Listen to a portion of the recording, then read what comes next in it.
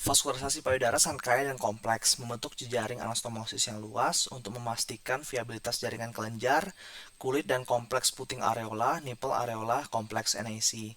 Berdasarkan literatur anatomi klasik, Gray's Anatomy, dan literatur bedah plastik rekonstruksi Neligan's Plastic Surgery, suplai darah payudara dibagi menjadi sistem arterial dan sistem venosa sebagai berikut. 1. Suplai arterial, arterial supply. Secara garis besar, sekitar 60% suplai darah ke payudara berasal dari sisi medial, sementara 30% berasal dari sisi lateral. Sisanya disuplai oleh cabang-cabang minor dari arteri intercostalis posterior dan arteri thoracoacromial. A. Arteri thoracica interna atau internal mammary artery (IMA). Ini adalah sumber utama penyedia darah untuk payudara, menyumbang sekitar 60% dari total vaskularisasi. Asal cabang dari arteri subclavia, cabang perforator, arteri ini berjalan turun di posterior cartilago costa di samping sternum dan memberikan cabang-cabang perforator anterior perforating branches. Segmen dominan perforator dari ruang interkostal kedua, 3, dan 4 adalah yang terbesar dan paling dominan. Cabang-cabang ini menembus otot pectoralis mayor untuk menyuplai aspek medial dan sentral payudara, termasuk memberikan kontribusi besar ke NAC.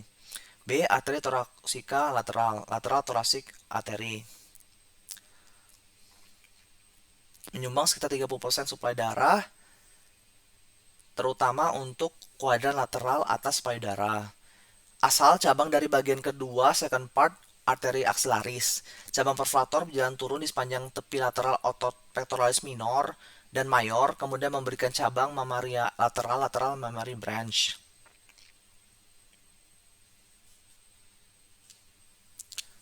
Arteri intercostalis posterior, posterior intercostalis arteri, cabang langsung dari aorta thoracica. Cabang perforator, cabang cutaneous lateral, lateral cutaneous branch dari arteri intercostalis ke-3, 4, dan 5, menembus otot interkostal dan otot seratus anterior untuk menyuplai aspek posterolateral dan inferior payudara. Khusus cabang dari yang interkostal ke-4 lateral seringkali memberikan suplai langsung yang signifikan menuju ke arah posterior dari kompleks puting areola. Kontributor minor lainnya, arteri thoracoacromial arteri, cabang pectoralis, pectoral branch, mengalir turun di antara otot pectoralis major dan minor, menyuplai permukaan dalam posterior payudara. Arteri thoracica suprema, highest superior thoracic artery, menyisip ke bagian superior medial payudara. Arteri thoracodosalis, thoracodorsal artery, cabang terminal dari arteri subscapularis, memberikan kontribusi minor pada aspek paling lateral atau posterior dari payudara.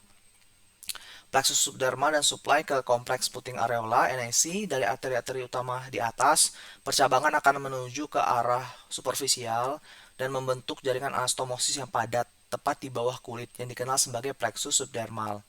Supply NAC kompleks puting areola menerima darah dari arah superficial melalui plexus subdermal maupun dari arah profunda melalui arteri perforator parenkim yang menembus jaringan kelenjar secara vertikal. Implikasi klinis, keberadaan plexus ini sangat krusial dalam prosedur mastopeksi atau reduksi mamoplasti, di mana viabilitas RAC dipertahankan melalui desain pedicle, misalnya superomedial, inferior, atau central pedicle, yang membawa pembuluh darah perforator tersebut. Drainase venosa, venous drainage. Drainase vena pada payudara secara anatomis dibagi menjadi dua sistem yang paling beranastomosis secara luas, sistem superficial dan sistem profunda. Sistem superficial venous system terletak di jaringan subkutan tepat di bawah dermis. Vena-vena ini membentuk jejaring anastomosis di daerah subareola yang melingkar, sering disebut sebagai plexus venosus Haller atau circulus venosus. Sistem superficial ini mengalirkan darah ke arah medial menuju vena thoracica interna dan ke arah superior menuju vena jugularis interna atau vena sepalica. Sistem profunda di venous system berjalan berpasangan dengan arteri yang bersesuaian, terdiri dari 3 jalur utama. Vena thoracica interna, internal mammary vein, mengalirkan darah dari aspek medial payudara menuju ke vena brachiosepalica. Vena axillaris, axillary vein, menerima aliran darah dari vena thoracica lateral dan mengalirkan darah ke aspek lateral payudara.